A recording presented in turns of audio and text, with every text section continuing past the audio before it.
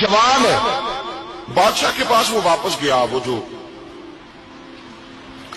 آدمی جس کی آنکھیں ٹھیک ہوئی تھی، بادشاہ نے پوچھا کہ کیسے شفا ملی؟ تو کہنے لگا میرے رب نے شفا دی۔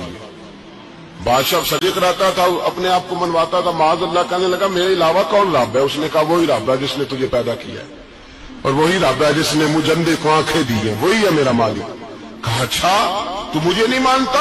کہا نہیں، میں اپنے رب کو مانتا ہوں۔ بادشاہ نے اسے سزا دی، ستایا، اس نے بچے کا پتہ بتایا، پھر بچے کو بلا کے ستایا تو اس راہب کا پتہ بتایا، راہب بھی قتل ہو گیا، نابینا بھی قتل ہو گیا۔ بادشاہ نے کہا سپاہیوں سے اس بچے کو لے جاؤ اور پہاڑ کی چوٹی پہ جا کے نیچے پھینکو تاکہ مر جائے۔ بچہ پہاڑ کی چوٹی پہ گیا تو ہاتھ اٹھا کے کہنے لگا یا اللہ میرے لیے نہیں اپنے لیے، میرے لیے نہیں اپنے لیے انہیں اپنی قدرت کے جلوے دکھا، میرے لیے نہیں۔ اللہ کے بندے اپنی جان بچانے کی دعائیں نہیں مانگتے، اپنے لیے انہیں اپنی قدرت کے جلوے دکھا۔ یہ دعا مانگی، جتنے لوگ ساتھ آئے تھے وہ سارے زمین پہ گرے اور سب مر گئے، پہاڑ سے گر کے مر گئے۔ بچہ واپس سیدھا بادشاہ کے پاس کہنے لگا لو بھائی میرے رب نے مجھے بچا لیا ہے۔ جوان کا ایمان دیکھو، میرے رب نے مجھے، بولو میرے اللہ نے مجھے ایمان کی گواہی دے رہا ہے، میں بچ گیا ہوں، تو جھوٹا ہے، میرا رب سچا ہے۔ اس نے کہا لے جاؤ اس کو دریا میں، کشتی میں بٹھاؤ، بیچ دریا کے جا کے دھکا دے دو۔ بیٹھے کشتی میں، دریا کے بیچ گئے، اور جب جا کے وہاں اس کو دھکا دینے لگے تو اس نے کہا اللہ میرے لیے نہیں اپنے لیے انہیں اپنی قدرت کے جلوے دکھا۔ بس ایک طوفان سا آیا، جتنے سپاہی ساتھ آئے تھے ڈوب کے مر گئے۔ وہ بچہ اٹھا اور سیدھا پھر بادشاہ کے پاس، اسی کے پاس کہنے لگا لو بھائی میرے رب نے مجھے بچا لیا ہے، تیرے پاس آیا ہوں۔ وہ کہنے لگا تو کیا مصیبت میرے گلے پڑ گئی ہے، کیسے جان چھوٹے گی؟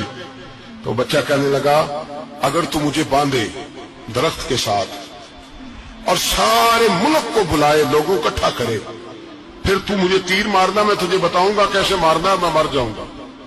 اللہ کا بندہ نوجوان ایمان دیکھو، مرنے کے طریقے بتا رہا ہے، میں تجھے بتاؤں گا میں کیسے مروں گا۔ یہ بات کہی، بادشاہ نے سارا مجمع جمع کیا، ملک سارا باہر آ گیا، درخت کے ساتھ باندھ دیا۔ کہنے لگا بھائی لوگوں یہ مجھے مارنا چاہتا تھا، مار نہیں سکا، اب میں اسے بتانے لگا ہوں کہ میں کیسے مروں گا۔ اسے کہو جب تیر مارے تو ساتھ میرے رب کا نام بھی لے، میں اپنے رب کے نام پہ جان دوں گا، ایمان کی پختگی میں اللہ کے نام پر جان دوں گا۔ اسے کہو رب کے نام پہ مارے، مر جاؤں گا۔ بادشاہ نے اللہ کہہ کے تیر مارا، پیشانی میں لگا، بچے کی روح پرواز کر گئی، جتنا مجمع کھڑا تھا سارا کلمہ پڑھ کے مسلمان ہو گیا، سارے مسلمان ہو گئے، سارے۔ میرے رسول پاک سید عالم صلی اللہ علیہ وسلم نے نوجوانوں کو بتایا جب تمہارے اندر ایمان کی قوت آئے گی تو اللہ تمہاری مدد کرے گا۔ فرمایا وہ نوخیز ولی تھا، ابھی جوان رانا تھا، ابھی اس کی پیشانی پر جوانی کے آثار تھے، لیکن اس نے اللہ کو راضی کیا، رب کریم کو راضی۔ ولایت کا مطلب بڑھاپا نہیں، ولایت کا مطلب وہ نہیں کہ جب بڑا لمبا وقت گزر جائے تو پھر آدمی آئے کہ نہیں اب کیا کرنا ہے، اب مسجد ہی ہے، اب تو اس کے علاوہ گزارا ہی کوئی نہیں۔ تو اس وقت کا آنا اللہ کی بارگاہ میں قبول تو ہے، لیکن شاباشی اسی کو ملتی ہے جو جوانی کا وقت آئے، جو عین اس وقت آئے جو وقت میرے رسول